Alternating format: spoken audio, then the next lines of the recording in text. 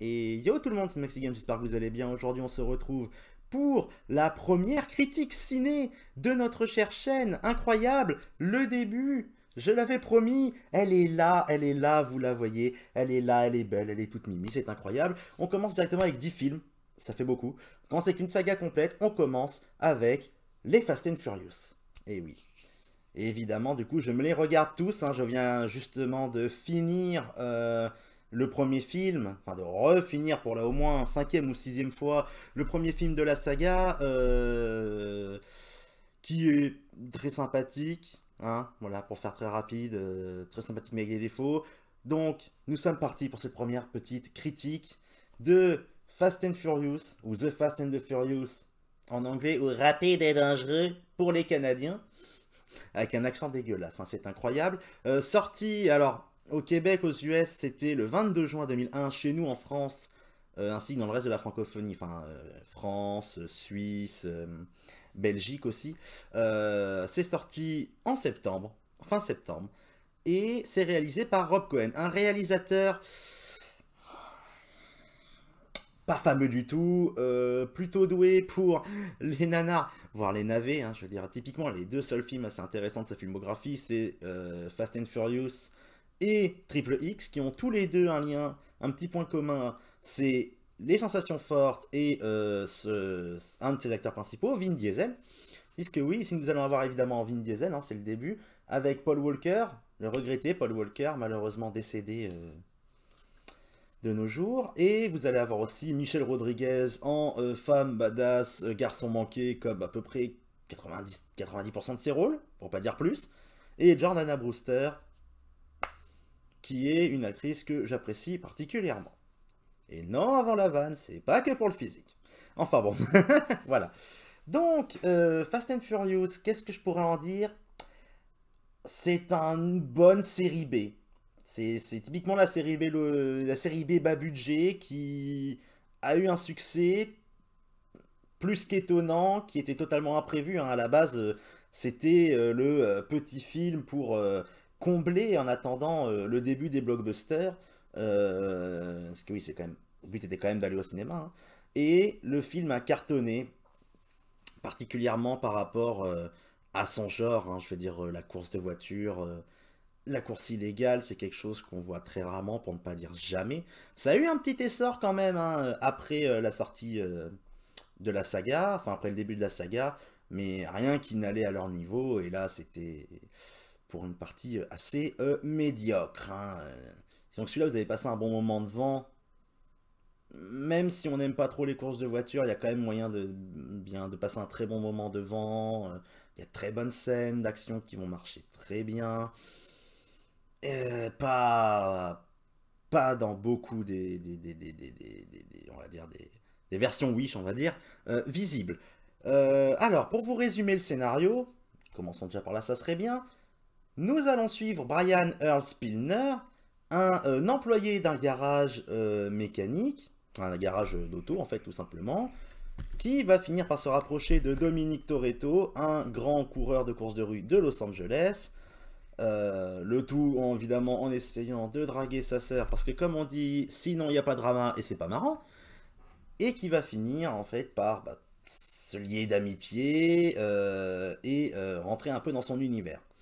Jusqu'à ce qu'on lui en apprenne que ce cher Brian s'appelle Brian O'Connor et est un flic qui a pour but de retrouver des, on va dire entre guillemets, j'ai envie de dire bandits de grand chemin, mais plutôt ça serait bandits d'autoroute, hein, bandits de grande route, qui s'amusent à tirer des camions.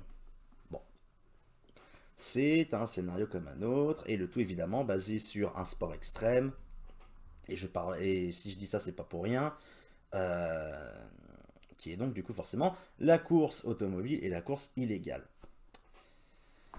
Le film, comment je pourrais dire? Il y a des idées visuelles que je trouve très intéressantes, notamment certains plans, le tout en CGI sur l'intérieur et le mécanisme des voitures pendant les courses, notamment avec l'injection de noces, qui sont très datés. Très, très, très. C'est-à-dire que pour l'époque déjà, enfin, ça peut être une CGI intéressante. De nos jours, on voit ça, on fait ouais, ça a pris un gros coup de vieux. Ce film, de toute façon, a pris un gros coup de vieux. Ce film, en fait, ce qui fait que je l'aime particulièrement, c'est que c'est un produit de son époque. C'est un produit du début des années 2000 et c'est un univers dans le vestimentaire, dans...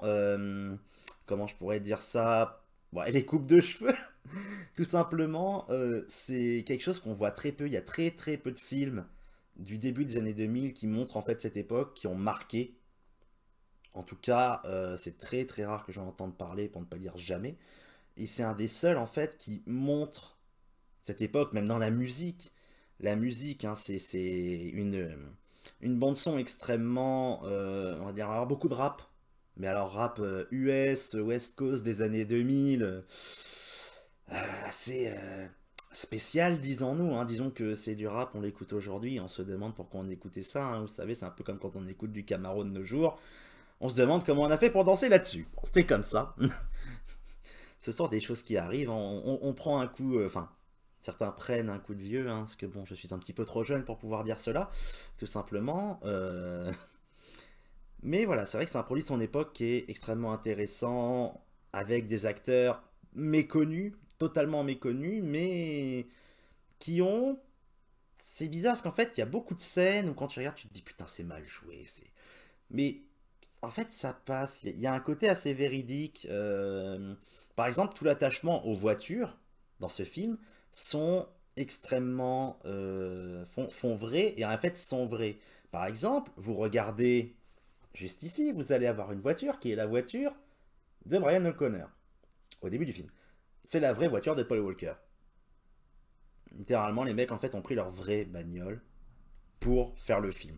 Donc forcément, quand ta bagnole commence à avoir quelques petits soucis et de la tôle froissée, tu as tendance à tirer la gueule, même si tu sais que la production est derrière pour la réparer et te la remettre.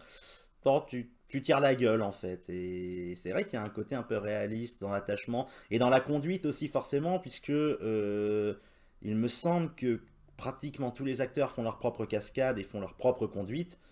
Mec, c'est leur voiture, c'est leur voiture. Oula. Putain, il est que 17h50, c'est pas normal. Mais voilà, c'est leur voiture, ils la connaissent.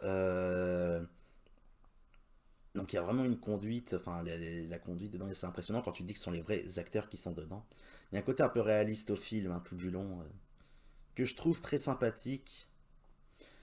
Si je devais rajouter quelque chose, je dirais qu'on a un design aussi qui fait très années 2000, hein, on reste toujours dans la même optique. C'est bien sûr dans le design des carrosseries des voitures, avec tous ces stickers, tous ces autocollants, les néons sous les voitures, vous avez des voitures avec des néons, mais vert fluo. Je veux dire, à l'époque, on trouvait ça stylé, de nos jours, qui met... Enfin, tu peux mettre des néons à la limite, mais du vert fluo comme ça, qui pète un peu là. Tu te demandes s'il n'y a pas un petit souci de mauvais goût de temps en temps. Mais bon, ce sont des choses qui arrivent. Franchement, si je devais conseiller le film, je vous dirais de le regarder. Enfin, je vous le conseillerais. En tout cas, voilà, ça va être pour le premier. Je vous conseille de le voir pour passer un bon moment. Un bon délire entre potes avec une bière et une Corona de préférence à la main. Parce que, mon Dieu, le film est un placement de produit pour Corona. C'est pas compliqué, il y en a partout. Honda aussi fait beaucoup de... est très très présent dans le film. Donc voilà, ça fait un peu partie des délires, mais du film et de la saga en général. Hein. Il y a des choses comme ça, les produits, enfin les bières Corona par exemple, ça revient énormément. Et disons que quand tu entends ce nom, comment c'est vanté à notre époque, oui, des fois t'as intérêt à suivre le film, sinon tu peux commencer à te poser des questions. Mais voilà, sinon, ouais, voilà, j'ai pas grand chose d'autre à dire, hein. Franchement, je vous conseille ce film. Juste, voilà, vous le prenez, vous éteignez vos cerveaux, ça passe tout seul. Même si c'est un film un peu repompé. Oui, c'est malheureusement un film repompé, c'est vrai que j'ai oublié de dire ça. Du coup, je vais vous le sortir vite fait ici, hein, on va le refaire simple. Un flic infiltré dans un groupe de sport extrême qui font des braquages, qui va se lier à eux en s'approchant d'un personnage féminin. C'est Point Break. C'est tout simplement, c'est Point Break. C'est voilà, c'est pompé Point Break.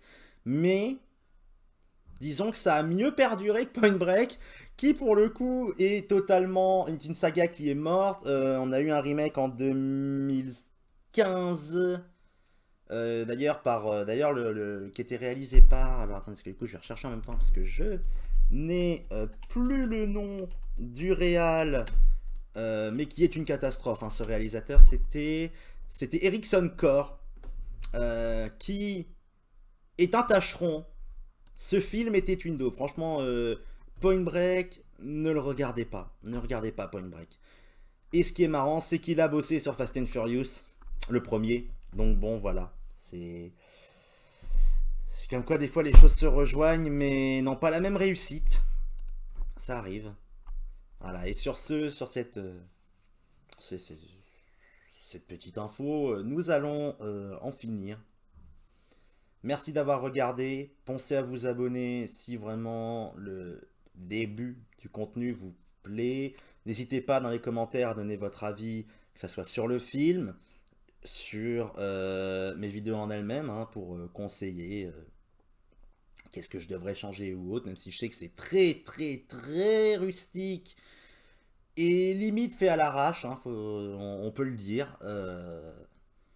Voilà, vous pouvez donner des conseils, il n'y a pas de souci. Tout est bon à prendre. Sur ce, passez une bonne journée et à la prochaine pour la suite des critiques cinéma. Ciao.